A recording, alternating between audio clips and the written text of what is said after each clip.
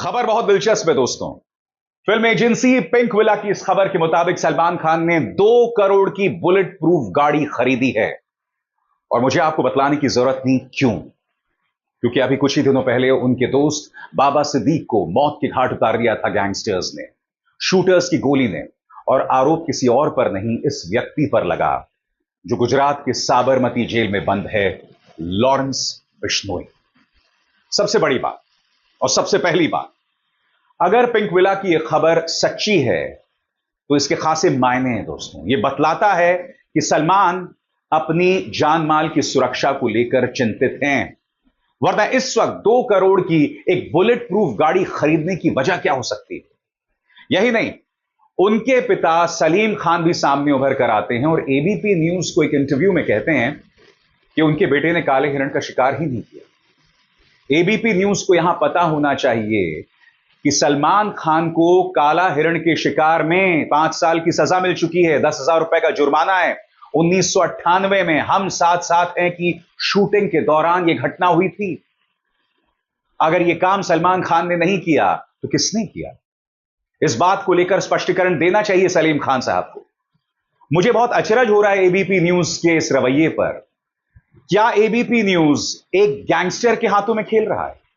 सबसे बड़ी बात, जब यह मामला सेटल हो चुका है अदालत के सामने, तो एबीपी न्यूज सबसे पहले सलीम खान साहब का इंटरव्यू करता है। उसके बाद वो बिश्नोई समाज के पास जाता है, जो सलीम खान और सलमान खान के खिलाफ बयान देते हैं। यह करने का अर्थ क्या है, मैं समझ नहीं पा रहा हूं। जब खुद लॉरेंस बिश्नोई इस वक्त जेल में बंद है, तो क्या उसकी धमकियों को इस तरह से ग्लोरीफाई करना सही है?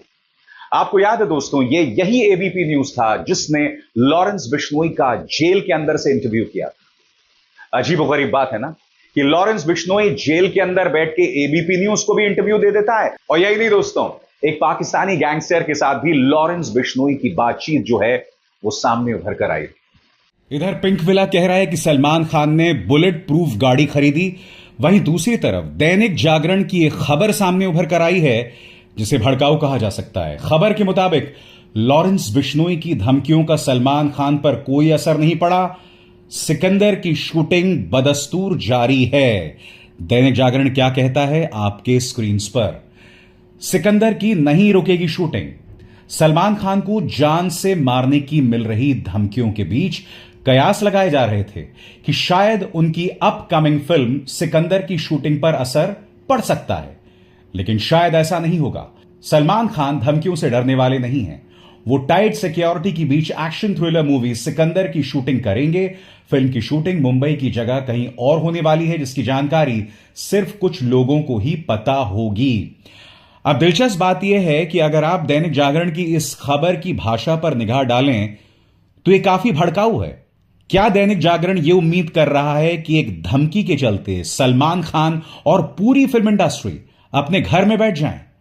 आखिर दैनिक जागरण कहने की क्या कोशिश कर रहा है? मैं फिर से लौटना चाहूंगा पिंक विला की इस खबर की ओर। इस वक्त यकीनन सलमान इस मुद्दे को लेकर दबाव महसूस कर रहे हैं, क्योंकि आपको याद होगा रोहित गोडारा के शूटर्स उनके घर गैलेक्सी अपार्टमेंट तक पहुंच गए थे और वहां से उन्होंने गोलीबारी की। बाबा सिद्दीक की हत्या के लिए मीडिया का एक बहुत बड़ा धड़ा सीधे तौर पर उनके जो सलमान खान के साथ ताल्लुकात हैं उसे मान रहा है। मगर कुछ और थ्योरीज हैं जो इस वक्त चर्चा में आ रही हैं, क्योंकि हमें नहीं भूलना चाहिए कि बाबा सिद्दीक का सीधा हाथ स्लम डेवलपमेंट को लेकर था, यानी झुग्गी झोपड़ी के पुनर्वास को लेकर था। और यह बतलाया जा रहा है कि बाबा सिद्दीक ने इस मोर्चे पर कई बिजनेसमैन को अपने दुश्मन बना लिए थे। तो एक थ्योरी इस बात की भी है कि कहीं ऐसा तो नहीं है कि इसके पीछे जो कॉन्ट्रैक्ट है वो किसी बिजनेसमैन ने दिया हो। या यह भी जो कहा जा रहा है कि भाई बाबा सिद्दीक को मारने की वजह सलमान खान से उनकी दोस्ती थी, यह महज एक थ्योरी है और हकीकत कुछ और है। हर गुजरते दिन के साथ लॉरेंस बिश्नोई का कद जो है अंडरवर्ल्ड की दुनिया में बढ़ते जा रहा है। अभी हाल ही में खबर आई थी कि उनके शूटर्स को सुपारी दी गई थी मुनव्वर फारूकी, कॉमेडियन मुनव्वर फारूकी की हत्या करने को लेकर। इंटेलिजेंस एजेंसीज की आखिरी मौके पर मुस्तैदी की वजह से मुनव्वर फारूकी की जान बच पाई। इसमें दो राय नहीं है दोस्तों कि इस वक्त लॉरेंस बिश्नोई वो मुकाम रखता है जो एक जमाने में छोटा राजन और दाऊद इब्राहिम रखा करते थे, मुंबई के अंडरवर्ल्ड के बेताज बादशाह के तौर पर। आज दाऊद इब्राहिम और छोटा राजन कहीं नहीं है, दाऊद पाकिस्तान में है, छोटा राजन एक भारतीय जेल में है। दिलचस्प बात यह है कि लॉरेंस बिश्नोई भी एक भारतीय जेल में है, मगर एक भारतीय जेल में रहने के बावजूद यह व्यक्ति हर गुजरते दिन के साथ ताकतवर होता जा रहा है। मसलन विकास यादव का मामला। दोस्तों, आप जानते हैं अमेरिका की FBI ने अपने मोस्ट वांटेड की फहरिस्त में, लिस्ट में विकास यादव का नाम जो है जारी किया। अब आप कहेंगे कौन विकास यादव? दोस्तों, विकास यादव के बारे में दो चीजें सामने उभर कर आ रही हैं। पहली बात, यह रॉ का एजेंट था, भारतीय गुप्तचर एजेंसी रॉ का एजेंट था। दूसरी बात, अभी हाल ही में दिसंबर में उसे गिरफ्तार किया गया था फिरौती वसूली को लेकर। रोहिणी में एक व्यवसायी है, उसे धमकाया था विकास यादव ने और उसके बाद उसे जेल में जाना पड़ा था और फिर यह रिहा हो गया। और दिलचस्प बात यह है दोस्तों, अमेरिका ने भारत को बताया था कि विकास यादव ने भारत में निखिल गुप्ता नाम के एक व्यक्ति को हायर किया, यानी कि उसे सुपारी दी। इसका मकसद था खालिस्तानी गुरपतवंत सिंह पन्नू को मौत के घाट उतारना।